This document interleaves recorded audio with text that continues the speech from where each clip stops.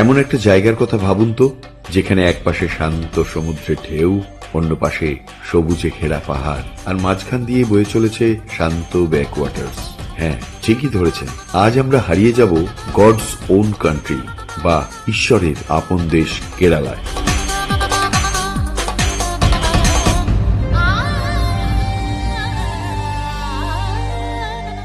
কেরলের প্রবেশদ্বার কোচি। আরব সাগরের রানী বলা হয় এই শহরকে। ফোর্ট কোচিতে হেঁটে বেড়ানোর সময় আপনার মনে হবে আপনি ইতিহাসের কোনো পাতায় হাঁটছেন। এখানকার প্রধান আকর্ষণ হল চীনা মাছ ধরার জাল। বিকেলে সূর্যাস্তের আলোয় এই জালগুলোর দৃশ্য সত্যি জাদুকরী হয়ে ওঠে।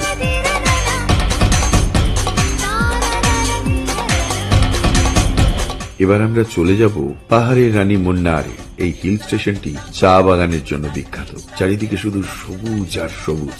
এখানকার কুয়াশা আর মেঘের লুকোচুরি আপনার শহরের সব ক্লান্তি নিমেষেই দূর করিয়ে দেবে।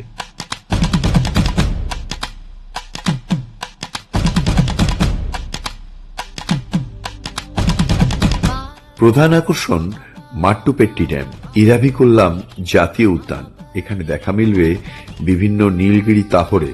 কেরালা আসবেন আর ব্যাকওয়াটার ঘুরবেন না, তা তো হয় না।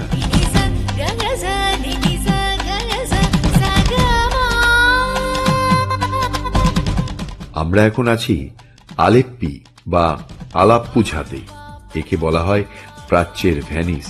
একটি ঐতিহ্যবাহী বোট বুক করে নিন।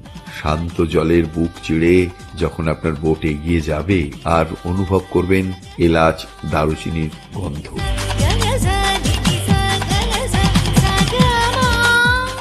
শান্তিতে সমুদ্রের হাওয়া গায়ে মাখতে চান?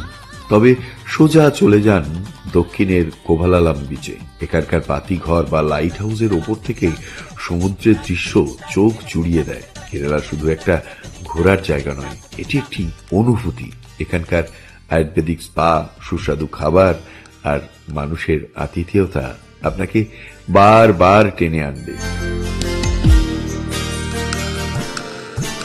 ত্রিবেন্দ্রমে রাত কাটিয়ে প্রাতরাশ সেরে আমরা পৌঁছে যাব কন্যাকুমারিকা। একদিকে অন্তহীন সমুদ্র, অন্যদিকে ভারতের শেষ সীমানা, যেখানে এসে মিলেছে তিনটি মহাসাগর। পাথুরে দ্বীপে দাঁড়িয়ে থাকা বিবেকানন্দ রক মেমোরিয়াল আর দিগন্ত ছোঁয়া এক অপূর্ব সূর্যোদয় ও সূর্যাস্তের সাক্ষী হতে চান? আপনার এই স্বপ্নকে সত্যি করতে পারে গ্রিন আর্থ ট্যুরিজম।